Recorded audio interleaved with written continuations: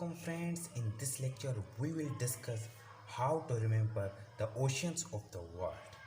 हमें ओशियंस को याद रखने के लिए एक शॉर्ट ट्रिक है जो कि मैं आपको बताऊंगा कि अगर वो आप अप्लाई करेंगे तो उससे आपके जो ओशियंस हैं वो आप याद रख सकते हैं कि कौन कौन से ओशियंस हैं।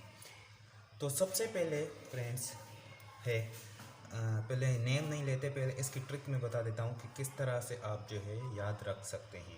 सबसे पहले आपको याद रखने के लिए आपको ये याद रखना होगा PAISA, पैसा।